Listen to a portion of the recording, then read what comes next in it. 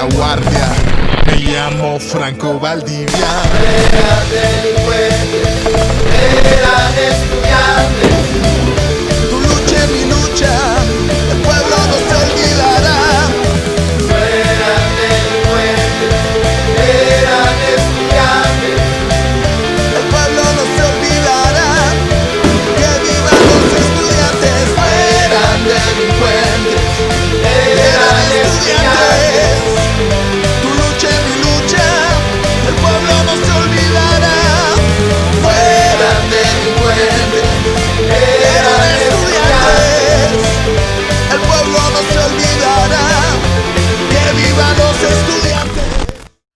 Pues era un chico con mi vida normal, podría decirse, buscando cómo sobrevivir, cómo trabajar, queriendo volver a iniciar mi estudio, porque yo dejé de estudiar en el RUPFA en el 2017, pero pues pensaba volver a retomar mis clases normales. Yo antes del 2018 era una estudiante de banca de finanzas en UNAM Managua. También estudiaba doble carrera, también estudiaba electrónica en la uni y mi vida solo era estudiar hasta entonces.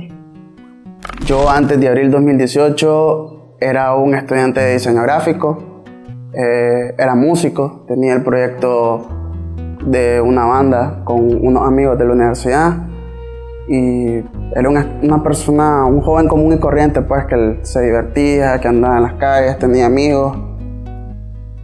Eso era. Yo era una estudiante de la carrera de Ciencia Política y Relaciones Internacionales en la UNAM Managua. Tenía una vida completamente normal, rutinaria. En esos tiempos vivía con mi mamá y mi hermana y teníamos un negocio de fritanga. Todos los días después de la universidad ayudaba a mi mamá a vender. A veces veía a mis amigos. Mi vida era totalmente normal. No tenía grandes complicaciones y pasaba el tiempo nada más estudiando. ¿Quién era yo antes de abril 2018? Podría decirse que un nicaragüense más, un estudiante, un trabajador. Me gustaba los artes marciales, la practicaba dentro de mi universidad.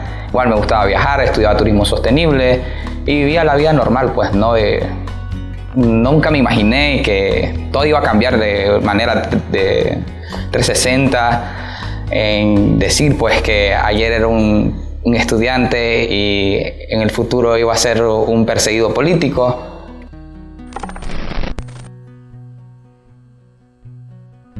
Cuando resulta abril, me acuerdo que mis amigos me llaman y me dicen qué pienso hacer, que si los voy a acompañar. Y pues decidí acompañarlo. Y obviamente me empecé a involucrar más. Yo vengo de una familia que era parte sandinista. Y entonces yo nunca estuve de acuerdo en ver cómo utilizaban a las personas, cómo la masificaban, cómo los hacían. El populismo les quitaba su individualidad. Y entonces yo no estaba de acuerdo. Yo me acuerdo que yo publicaba sobre las reformas a la Constitución y nunca nadie hacía caso de nada. Entonces, cuando ya empieza todo esto y empiezo a ver que los jóvenes salen, las señoras salen con sus cazuelas, varias gente de todo tipo, gente de mi barrio, entonces me sentí un tanto aliviado ya, de que ya estábamos tan acumulados de tantas cosas que ha hecho este gobierno, y no solo el gobierno en sí de Ortega, sino pues todo el sistema desde hace mucho tiempo. Y entonces ya veo a la gente indignada en las calles y eso pues me mantuvo un poco más firme en mi convicción. Al ver lo que estaba sucediendo aquel día del 2018, en lo que sucedió en Nauca, miré lo que pasó, que atacaron a los protestantes. Yo ese día no fui a esa protesta, solo estaba en clases ahora en la uni, pero miré que todos se habían reunido. Y cuando salí a ver qué estaba pasando, vi que estaban atacando a los estudiantes y no me pareció correcto. Luego se hizo una especie de discusión en la uni de de que había conspiraciones de que querían atacar a los estudiantes de la uni porque se creía que los estudiantes de la uni eran los que estaban haciendo, también tenían que ver con esa protesta enfrente de la uni, entonces se decía de que iban a atacar la uni, entonces ahí empezó todo, yo me involucré desde ahí. Yo me involucré más que todo cuando empezó todo lo de la quema de Indio Maíz y cosas así. Y me acuerdo que yo salía de la universidad con unos amigos, salíamos de clases como a las 2, 3, 4 de la tarde y íbamos a los plantones que se hacían en la UCA. Y ahí fue pues cuando inició todo, pues que me comencé a involucrar más fuerte pues en todo esto. Y ya después cuando pasó lo de que cuando golpearon a los señores y cosas así, entonces fue como que una escala en lo que me iba metiendo más y más y más y más.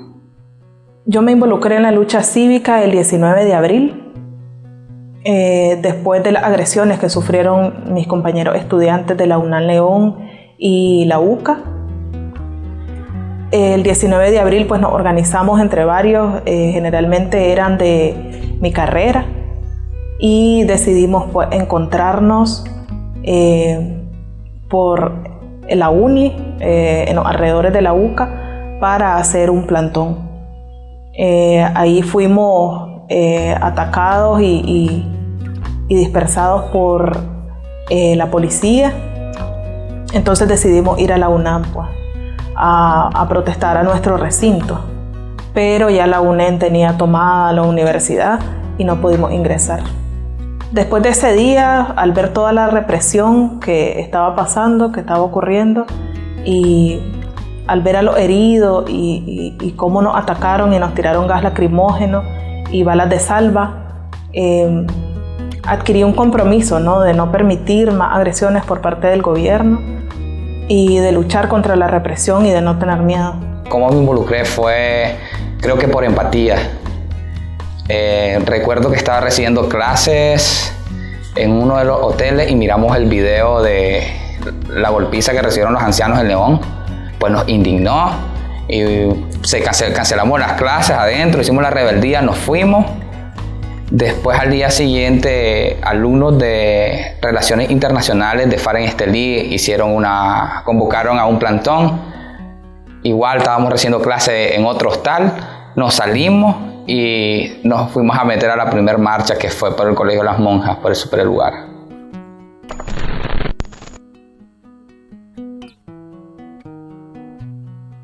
Uno se prepara para lo que venga. Me acuerdo que salíamos a las calles y íbamos como que teníamos un chaleco antibala, como que no nos iba a pasar nada. Y ya como saben que mi familia, mi mamá era secretaria política del barrio, ya éramos más conocidos, entonces al mirarme a mí salir con mi banderita y con mi hermana, obviamente ya fijaron los ojos en mí. Y ya cuando me vieron, por ejemplo, en la Opoli solo estuve una semana apoyando y después me fui a otros lugares, entonces ya era más vistoso. Entonces ya uno se da cuenta de que puede pasar lo que pueda pasar. Y entonces en el momento de mi captura, yo me encontraba en el exilio. Ya, yo había huido, estuve como 3 meses escondiéndome. Y entonces me encontraba en el exilio y regreso porque obviamente es feo estar lejos de Nicaragua. Y vine también para diciembre, cumpleaños mi mamá. Entonces yo la iba a visitar, pero nadie se había dado cuenta que estaba. Pero como capturan a una amiga mía, por medio del celular de ella se dieron cuenta que yo estaba aquí. Entonces era cuestión de horas para que llegaran a buscarme a mí. Y entonces cuando llegan a la casa y preguntan por mí, se paran las patrullas y se paran las 4 camionetas, entonces yo solo me quedé así y mi mamá solo me dio un abrazo y le dije pues que ni modo, así que. Yo fui capturada un 13 de julio, ese día se conmemoraba la masacre de la Divina Misericordia. De ahí pasé un lapso total de 6 meses en prisión. Salí el 30 de diciembre con 91 presos políticos. Ese día ya había terminado la protesta, eran como las 5 de la tarde. Nosotros esperábamos para irnos a esa hora, pero la guardia estaba rodeada la catedral y no podíamos salir. Esperamos hasta las 6 de la tarde para poder irnos, esperando que la guardia ya no estuviera afuera de las instalaciones de la catedral, y en ese momento de desesperación que no sabíamos cómo salir de ahí, ya nos habían dicho que iban a entrar a la catedral a sacarnos a nosotros. Entonces decidimos subirnos a un taxi en ese día. 7 de nosotros nos subimos a un taxi. El resto se tiraron al muro y nosotros decidimos subirnos a un taxi. En eso que nosotros íbamos saliendo del taxi, fuimos interceptados en la calle de la DGI y fuimos capturados por 10 patrullas. En eso nos golpearon y nos subieron a una buseta. Fue un día, podría decirse inesperado. A mí me capturan un 9 de septiembre. Iba saliendo de una marcha y me monté de una ruta. Y iba pues pensando que no me iba a pasar nada, pues. Y cuando estaba por el sector de los semáforos del Colegio Roberto López Pérez, ahí me cayó la policía, precisamente, y me llevaron, pues, me acuerdo que andaban 2 muchachos también, que también los habían como capturado ese día, pero a ellos solo lo enchucharon normal y a mí me tiraron pecho en tierra. Después me montaron en la camioneta y me llevaron al distrito 1 y después me dijeron que iba para el Chipote. Era como que tristeza, porque me acuerdo que ese día mi mamá me dijo que no saliera. Yo no estaba viviendo con mi mamá, pero ella me llamó y me dijo como que no salgas ni nada, quédate donde estás. Pero pues no le hice caso, pues. Y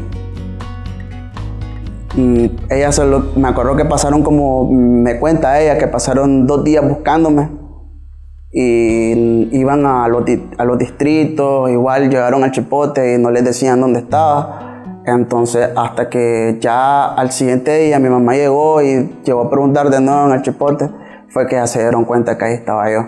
El día que me apresaron fue un día horrible para mí.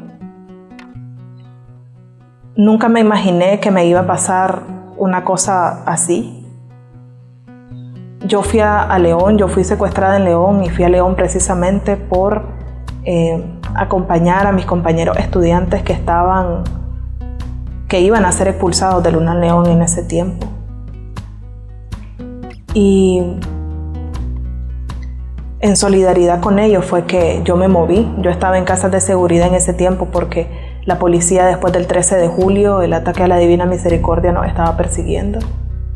Pero no pude quedarme encerrada sabiendo que habían cometido una injusticia tan grande con ellos.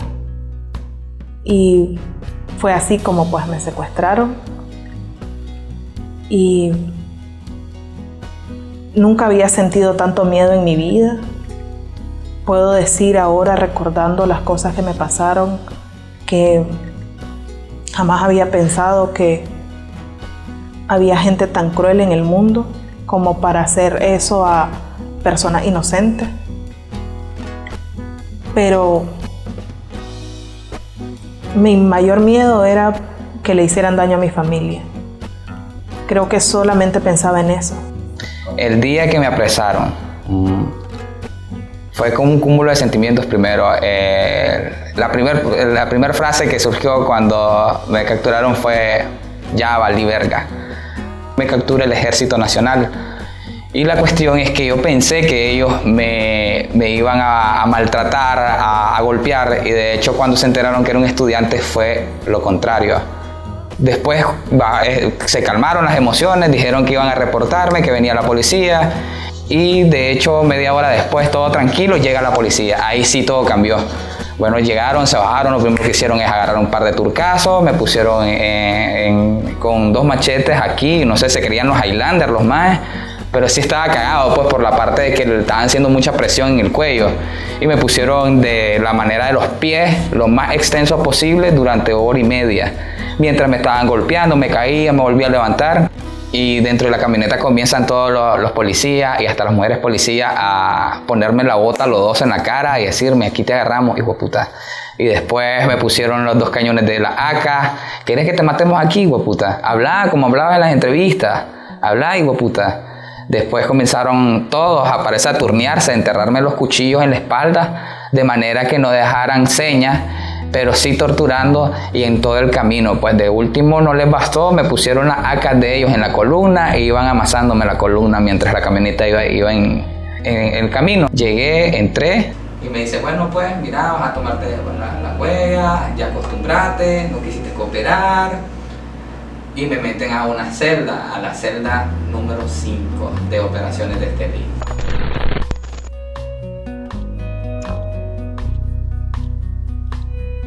Yo soy homosexual y obviamente había un cierto desaña por parte de la policía y el trato es un tanto discriminatorio, podría decirse.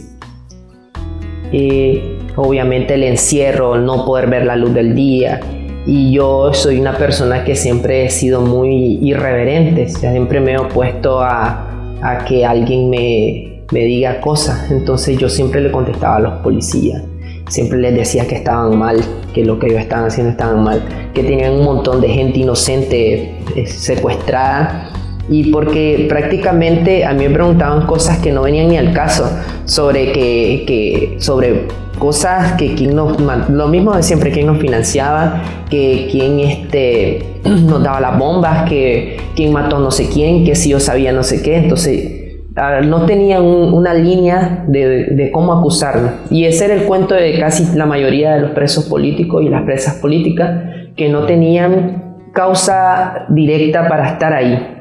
Además de poderlos haber visto, me acuerdo que el policía me agarró con fuerza, me golpeó, todavía tengo señas aquí abajo en el tobillo, y cuando llegaron los eurodiputados y grité, se metió a la celda 1 y me pegó un golpe en la cara porque yo no tenía que estar gritando. Cuando nos fueron a esconder para la Cruz Roja, igual nos bajaron del bus con una patada, entonces es muy fuerte. Entonces, durante mi estadía en la cárcel sufrí de violencia psicológica. Los detectives me venían preguntando de que quién era la líder, quién era el que financiaba las protestas en la catedral, y yo solo no les respondía nada. Les decía, no sé, que soy una autoconvocada. De ahí a los chavalos los golpeaban y los querían poner en contra de mí, de que yo tal vez les había dicho algo, que tal vez ellos eran los líderes. Ponerlos en una situación de discordia entre nosotros, y no sabíamos en quién confiar, para según ellos sacarnos información, pero no entiendo qué tipo de información querían saber. Ya saben que todos estamos en contra del régimen. Y sí, luego me trasladaron al Chipote, y siguieron los interrogatorios, lo mismo de siempre, que quiénes nos financiaban, de que cómo se perpetuaban las protestas, que a dónde lo ideaban, en qué plataforma decidían cuándo protestar. Me decían que dijera nombres, que dijera quiénes, las casas de seguridad, de dónde estaban los estudiantes. Me preguntaban por los muchachos que lideraban la toma de la UNAM Managua. Me decían nombres, me decían que yo sabía dónde estaban ellos, y yo solo les decía de que ellos ya se habían ido a Costa Rica, que si querían que los fueran a buscar hasta allá. Y siempre me amenazaban con hacerle daño a mis padres y a mis hermanos. Al no decir nada, entonces ellos gritaban, o me tomaban de la mano fuerte, o me insultaban. A mis amigos también los ahorcaban, a mí no, solo me agarraban fuerte el brazo. Fue realmente una experiencia muy traumática para mí, porque las funcionarias muchos me gritaban, me venían diciendo de que ahí ya no habían presas políticas, me venían diciendo de que su comandante se queda, algunas presas comunes también muchos me gritaban. Entonces, al principio me golpearon y yo decidí mejor no salir a Patio Sol para evitarme todas esas cosas.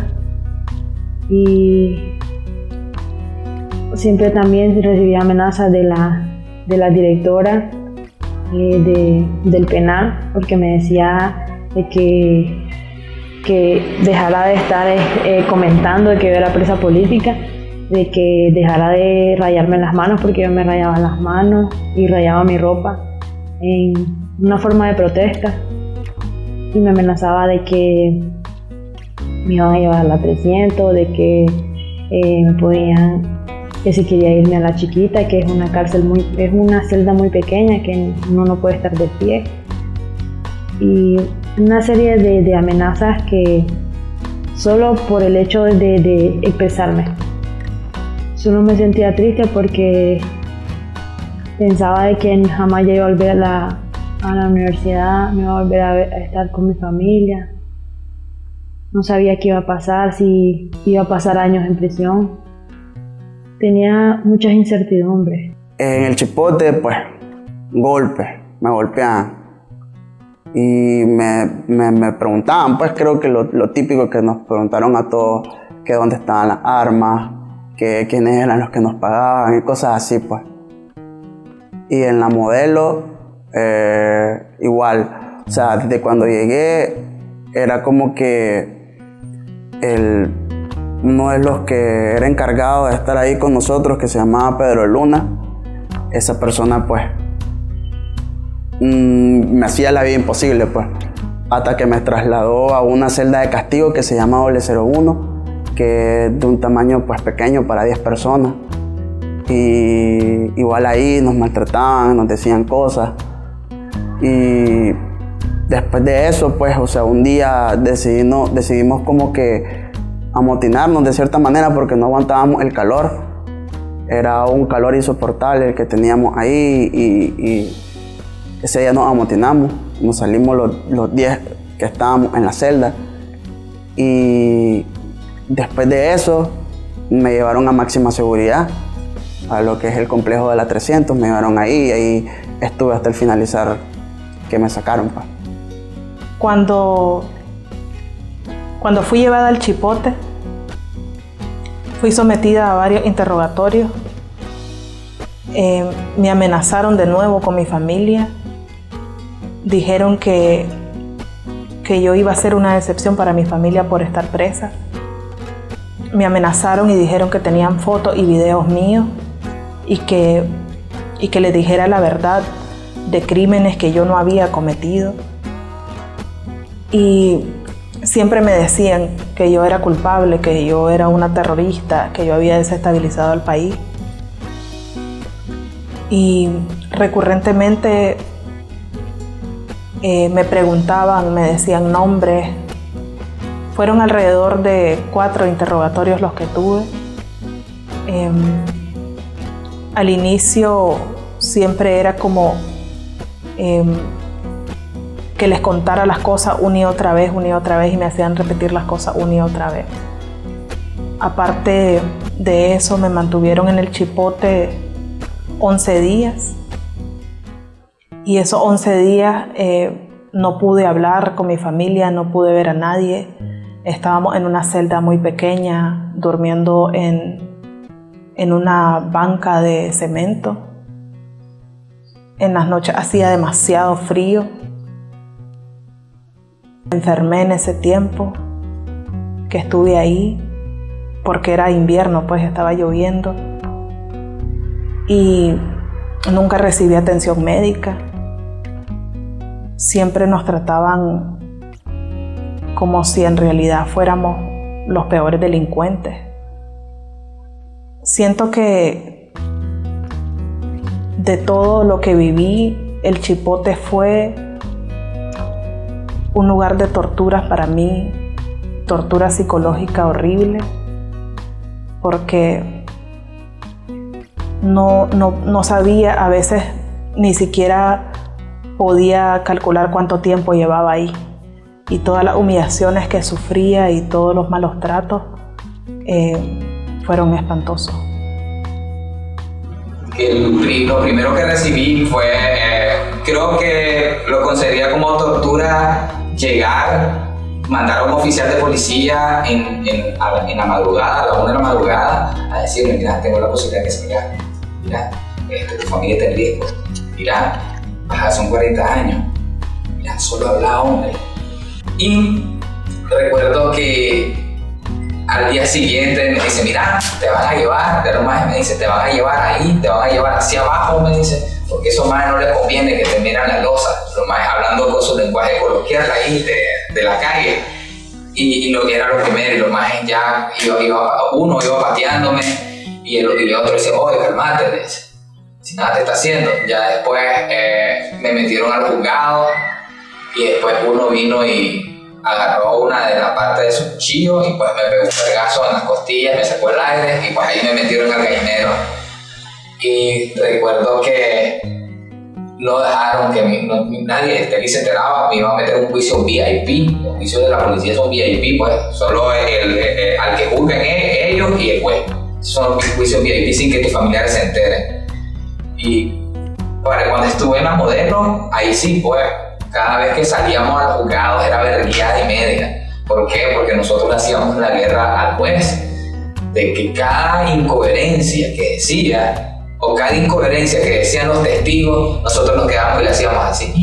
Y comenzamos, no me digan, ese es el mejor argumento, o sea, estábamos molestos, o sea, nos querían echar presos, nos querían echar de crímenes que no cometimos y todavía con unas pendejadas. Entonces no podíamos aguantarnos el enojo, entonces lo comenzamos a chabelear, pues. Un juez así, con argumentos, no merece respeto. Entonces el respeto nosotros lo agarrábamos abajo, en la parte de abajo de los juzgados. Las cachimbiadas que nos daban, después nos llevaban y cuando íbamos, pues también íbamos sacando la mano porque la gente siempre saludaba a las camionetas del sistema penal porque sabía que iban presos políticos y cada vez que subíamos la mano un vergazo limpio. Y lo que puedo decir como tortura también es cuando llegamos, que a las 12 de la noche entraban con los perros, nos los dejaban dormir, las cadenas, una y otra vez. Y como tortura psicológica también el decirte pues que acostumbrate a tu nuevo hogar, este es tu nuevo hogar, se tienen que acostumbrar a la vida carcelaria, porque ustedes cometieron crímenes, son criminales, y hay personas que se quebraban. De hecho, yo no me quebraba o no exteriorizaba la parte de mi psiqui, porque creo que las personas desean o necesitan de que otras personas sean fuertes para que no todo se desmorone. Pero psicológicamente estos majes, si yo escucho una cadena pasar por una rendija y yo me levanto, no importa la hora que sea, como es automático. Solo escuchar la cadena con el candado y me levanto y ya lo he probado, pues. Y creo que lo tipificaría como tipo de tortura.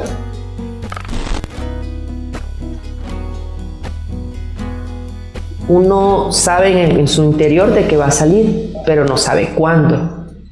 Cuando a mí me liberan, yo obviamente iba gritando, íbamos junto con don Alex Banega, porque fuimos el primer grupo de los 100 que salimos el 27 de febrero, y yo iba gritando, viva Nicaragua Libre. Y me acuerdo que cuando yo bajé y se para el microbús, yo creo que ya mi familia estaba enterada porque las redes empezaron a publicar, algunos medios iban siguiendo la buseta, y entonces lo primero que yo hice obviamente fue empezar a gritarme, y mi mamá me dio un abrazo y entramos a la casa, pero obviamente nos hicieron firmar papeles también. Todavía no estábamos libres, honestamente, solo fue un excarcelamiento.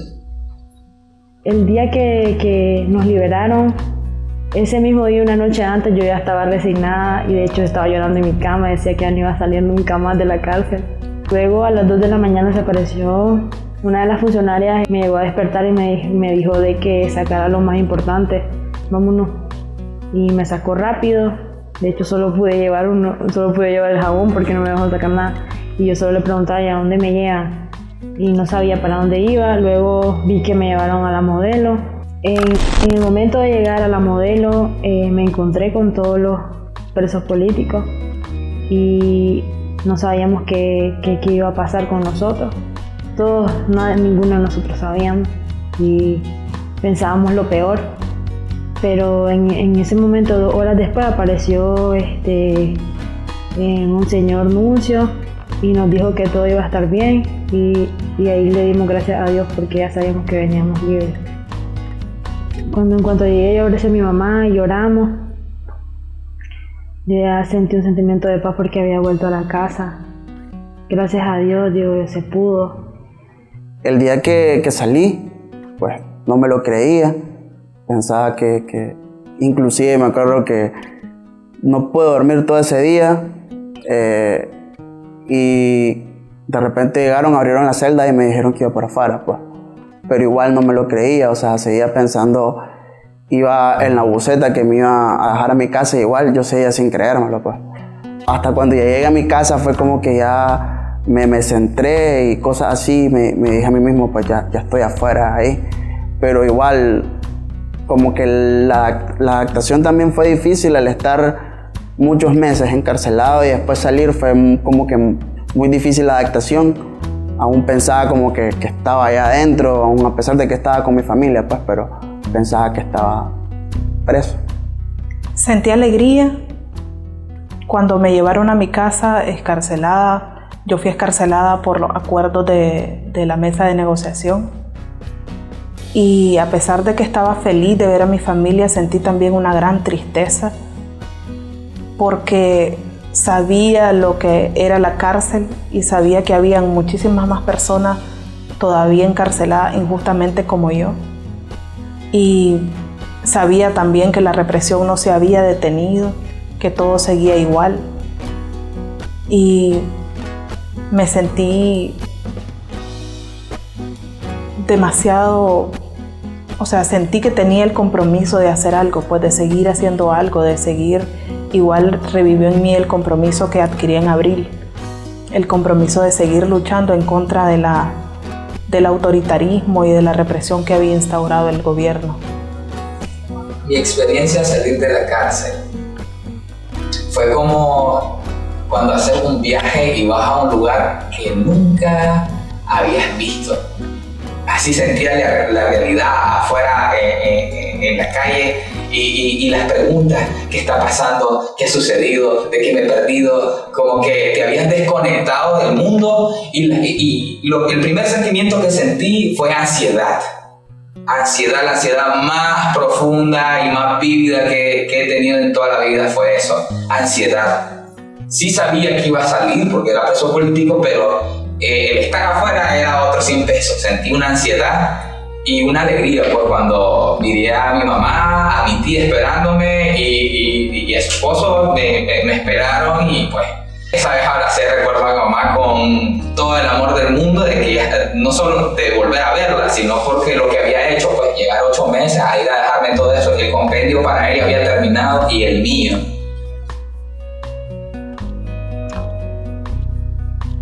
Más de un año y 2 meses desde que salí, asediado ya, y la policía llegaba a la casa cada 3 días, después llegaron cada 4 días y me hacían firmar un papel, lo cual era totalmente ilegal porque yo nunca pasé ante un juez, o sea, nunca fui presentado ante un juez, nunca hubo una orden de sentencia, mi cédula judicial dice que no tengo ninguna causa abierta, o sea que yo estuve en la modelo, aunque estuve poco tiempo, pero estuve ilegalmente, nunca hubo nadie que me acusara, porque ellos fueron a mi barrio a preguntar y pasaron preguntando siempre a los vecinos que si yo hacía reunión en mi casa, que si me miraban algo, pero yo nunca me quedé pues quieto, honestamente no podía, era inconcebible para mí. Me acuerdo que cuando salimos en el primer grupo, nosotros teníamos la meta de incluso se escucharon rumores de salir y que no íbamos a salir hasta que saliéramos todos, ya. Y eso era como que primordial para todos, de que no quedara absolutamente nadie, y yo seguí igual yendo. Me acuerdo que hubo un piquete en Metrocentro en marzo, y yo fui.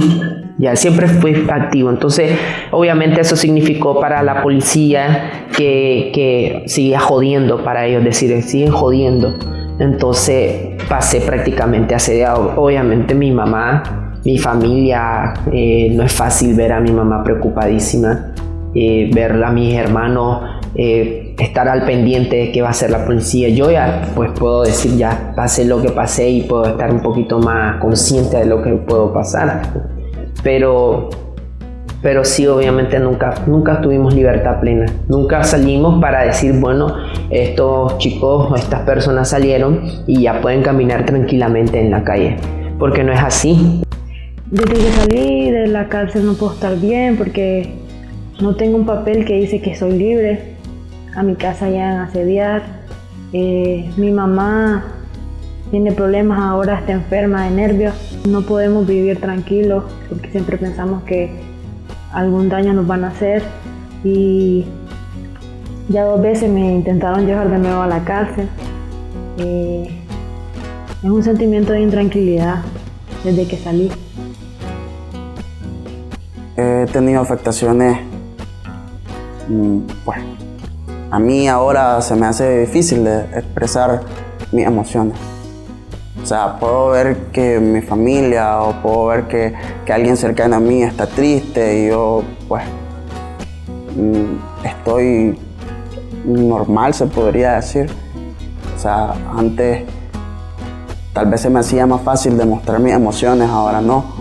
Ahora a mí se me hace hasta difícil llorar, cosa que no sé, quisiera tal vez de cierto modo recuperar eso, pero no puedo. El sueño también, o sea, paso normalmente hasta las 3 de la mañana pensando cosas y también una cuestión que pasa bastante es de que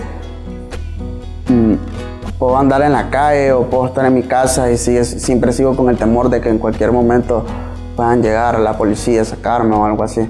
Entonces trato como de salir lo mínimo. Pues en la misma persecución, igual no he podido volver a mi casa, no he podido recuperar la vida que tenía antes, vivir con mi mamá. Vivo con miedo de que le hagan algo a ella o a mi hermana. Y no he podido pues volver a mi vida, ni siquiera he podido recuperar mis estudios que me arrebataron en el 2018 cuando me expulsaron. Y creo que esa es una de las cosas más dolorosas que me ha tocado vivir. El hecho de no poder volver a estudiar porque no tengo la oportunidad, porque no tengo el dinero para hacerlo y en las universidades públicas no me aceptan. Y el saber que tengo mi futuro estancado y que posiblemente no sé cuándo vaya a recuperar todo lo que perdí. Mi carrera que tanto me costó y que me arrebataron así sin más.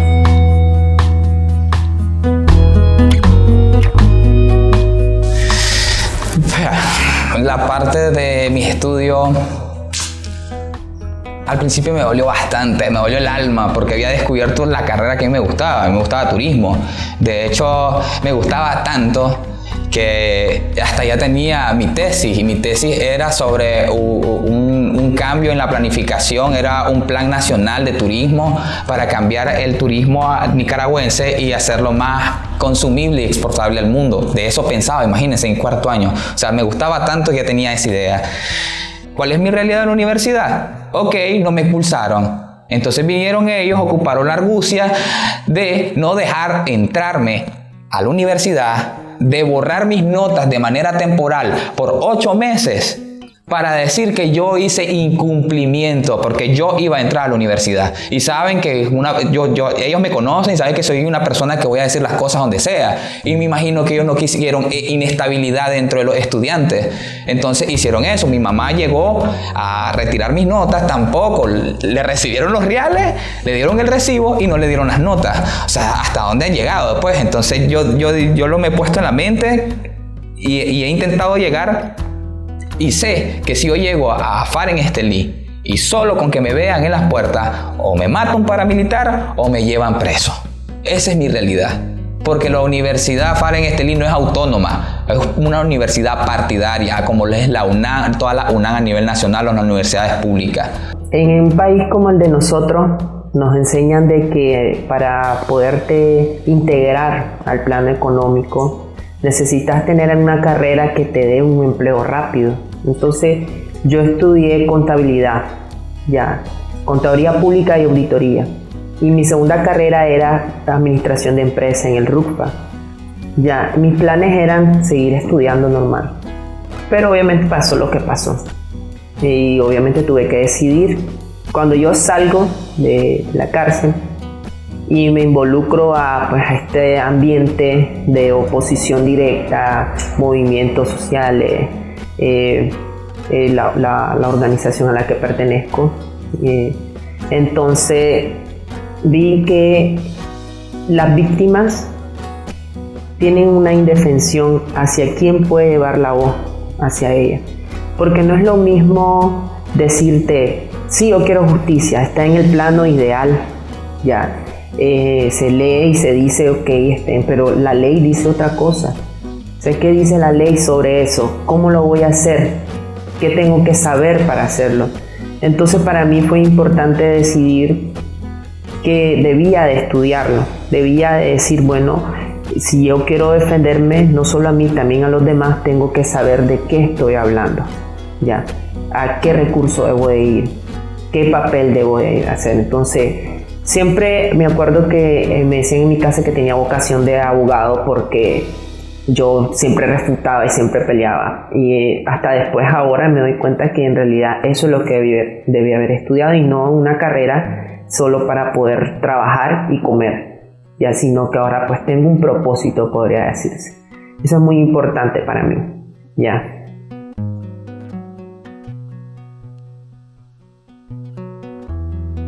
Yo creo que a la oposición le ha faltado más beligerancia, verdadero compromiso. O sea, que si de verdad son honestos en querer un cambio para este país, no seguir replicando la misma cultura que lamentablemente han impregnado hasta en los movimientos juveniles y estudiantiles, ves esa misma réplica de seguir esa misma cultura de corrupción, de apañamiento, de populismo, de nepotismo, y entonces mucha gente a veces se decepcionó y se salió, otra gente se quedó, y eso es lo que he visto. Yo he visto un verdadero compromiso, una verdadera intercambio intergeneracional, rescatar lo bueno de cada periodo y de verdad salir adelante. Entonces yo creo que debemos de regresar a eso de por qué nosotros salimos a las calles, por qué nosotros protestamos, por qué no estamos de acuerdo. Yo creo que todos los movimientos y la oposición se debe preguntar por qué no estamos de acuerdo, qué tenemos que hacer, en vez de estarnos señalando o competiendo entre nosotros quién fue el que lideró, quién fue el que hizo esto. Y sí es importante el reconocimiento, por supuesto que sí, pero no está por encima del propósito principal, que es Nicaragua y la libertad de Nicaragua. Yo creo que la oposición debería de tomarnos en cuenta más. Debería hacer todo lo posible porque volviéramos a retomar nuestros estudios, porque en mi parte, pues, yo era de una universidad privada, pero igual no puedo como que entrar a esa universidad.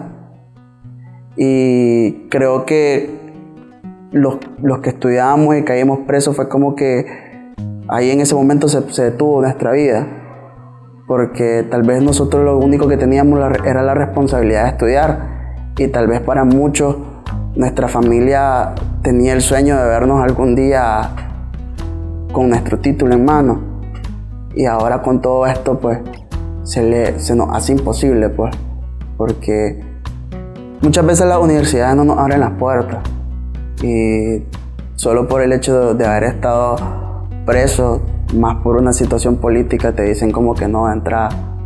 O sea, y es difícil, pues. Bueno, el proceso es que yo nunca me aparecí a la UNAM, solo revisé en línea, salía que seguía siendo estudiante, pero cuando Un día yo decidí ir, me dijeron que yo no aparecía en la lista y ese día mejor salí corriendo porque tenía mucho temor a que me llevaran presa de nuevo. Solo me sentí decepcionada.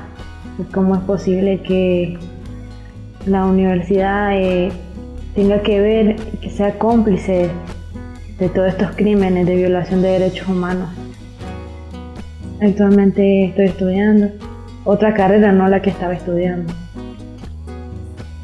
Es demasiado doloroso pensar en los presos que todavía están en la cárcel. Más los estudiantes que yo sé lo que se siente, ¿no? Que te arrebaten todo tu futuro y que aparte te encarcelen por delitos que no cometiste. Por ejemplo, pienso en John, mi amigo que está preso todavía, un estudiante de ingeniería que no cometió ningún delito y que está ahí en esa cárcel con esas condiciones tan horribles, y es doloroso. Siento que para la liberación de los presos políticos la oposición debería ser más beligerante. Deberíamos poder hacer acciones concretas en pro de la liberación de los presos, hacer todo lo que podamos y todo el esfuerzo porque dejen de sufrir, y no solamente la cárcel, sino las torturas, el estar lejos de su familia. O sea, yo por lo menos ahora puedo abrazar a mi madre, ellos no, están ahí encerrados, llevan meses, otros años encerrados ahí y no han logrado ver a sus familiares, pues. Para mí y a mi forma de pensar, para la oposición actual en Nicaragua es que se salgan, que dejen hacer las cosas, que depuren sus cuadros, que busquen cómo hacer algo nuevo pero mediante sus integrantes. Estamos hartos de los mismos actores queriendo hacer un cambio político. Si Einstein lo dijo, ¿cómo vas a hacer un cambio con los mismos factores? Vas a obtener el mismo resultado, y eso lo vamos a obtener. Nosotros ya estamos hartos de revoluciones, de sangre, de demagogia, de artimañas políticas. Esto que están haciendo de la demagogia de aquí por los presos políticos, dejen de mentir, dejen de atrasar el verdadero cambio. Y yo no me refiero a que se salgan los viejos, no, que pongan viejos que no tengan cola que le pisen, que pongan señores, que pongan jóvenes, que hagan una amalgama mixta de grados etarios con capacidades, pero también con moral y ética. O sea, si no las tienen, váyanse. Dejen al que es nuevo y no las tiene, y que dejen de utilizar a los presos políticos como moneda de cambio y peso político, que desde que estábamos presos eso nos encachimbaba. Los presos políticos no son moneda de cambio para negociar cuotas de poder. Estamos hartos. ¿Quieren hacer cosas beligerantes? ¿Por qué no convocan a hacer cosas más grandes? ¿Por qué solo quedan con comunicados? Con comunicados los que están adentro no comen. Con comunicados los que están adentro no van a salir solamente. La presión de la gente importa, pero la gente está decepcionada de cómo han estado haciendo política, la misma política que conocemos. Busquen cómo hacer cosas diferentes, pero iniciando desde ustedes mismos. Cambien a su estructura, porque su estructura está infectada con el cáncer de la corrupción.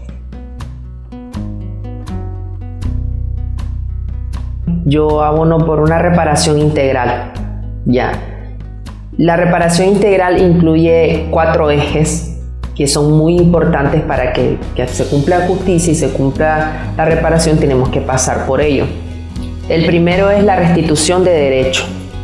La restitución de derecho es decir que a aquellos estudiantes expulsados se les reconozca, que se les devuelvan sus notas, se les devuelvan sus clases, y se reconozca que no son ningunos delincuentes y que no han cometido ningún delito, por lo tanto no tienen por qué ser expulsados. La segunda es la rehabilitación.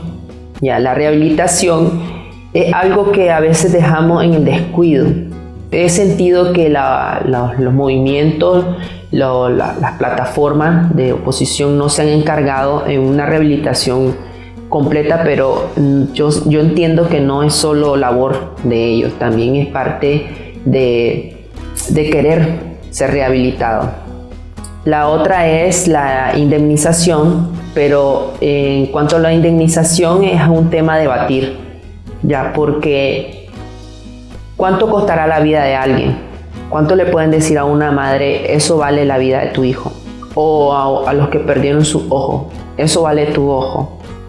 O a los que quedaron con una cicatriz desde la punta de la pierna hasta aquí. Entonces son cosas que no tendríamos que entrar y profundizar primero los dos pilares de la reparación integral para ver a qué estamos dispuestos a acceder y cómo estamos dispuestos a acceder. Y el último es la satisfacción. Las víctimas se tienen que sentir satisfechas de que sí en realidad recibieron justicia, que sí de verdad van a recibir reparación. Ya, todo esto nos va a llevar a la no repetición. Ya, se debe de garantizar de que no vuelvan a suceder estos hechos. Para mí lo que sería justo el retorno de los estudiantes. Se han ido por temor a ser capturados. Muchos estudiantes tuvieron que emigrar a otros países a buscar alguna beca para seguir estudiando, porque aquí se les fue negado. Lo primero es volver a estudiar. Eso sería como que lo esencial para mí. Que me digan mañana más tarde, todo ya se terminó y ya puedes retomar tus estudios. Lo segundo es de que tener la seguridad de que no se va a volver a repetir nunca eso, de que voy a volver a caer preso o de que alguien cercano a mí o a mi familia va a caer preso, porque la verdad es triste, pues, de que solo por ser joven o solo por prácticamente ser un estudiante y salir a las calles, es triste que te metan preso y que traten como de callarte, y eso no tiene que ser así. Creo que tenemos que tener la seguridad de que no le va a pasar a nadie de nuevo eso. Lo que vivimos o lo que viví no lo tiene por qué pasar nadie de nuevo. Eso es lo que yo siento, porque es muy triste estar en una celda donde con costo te puede entrar un poco de aire y que te traten mal cuando tal vez no debería ser así.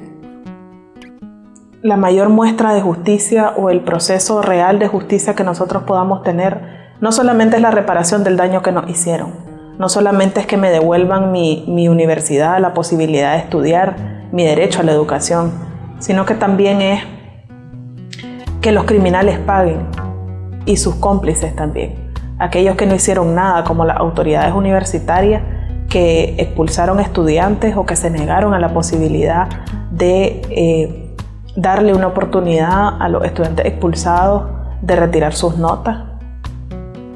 Todos aquellos cómplices que por acción u omisión permitieron todas las violaciones a derechos humanos. Que haya un proceso de investigación y que haya un enjuiciamiento a todas aquellas personas que cometieron estos delitos. La privación al derecho a la educación que sufrimos los estudiantes expulsados es un delito que debe castigarse con la dureza con la que ellos nos castigaron a nosotros. Siento que además de la justicia penal que debe haber por ellos, debe haber garantías de que estas cosas no se vuelvan a repetir, de que nunca más hayan estudiantes expulsados por el simple hecho de protestar y que nunca más hayan presos políticos por el simple hecho de luchar por una verdadera democracia en el país y la libertad plena para todos los ciudadanos. Entonces la única reparación que pediría es que metan preso a todas las autoridades de las universidades que hicieron expulsiones y que hicieron acoso político dentro de las universidades también, que los metan presos, al igual que las autoridades del CNU, y que indemnicen a los familiares de las personas que expulsaron por su carrera. Eso sería para mí justicia, que queden presos y que se establezca una ley que se cumpla el cero proselitismo político en las universidades y que eso tiene la pena máxima de 30 años para que jamás se vuelva a cometer esa bajeza dentro de la universidad. Que para mí que sería eso como retribución. No quiero nada monetario, no quiero sus estudios, porque para mí, hasta que no mejore la calidad educativa, no voy a hacer nada, voy a perder el tiempo y no necesito su título.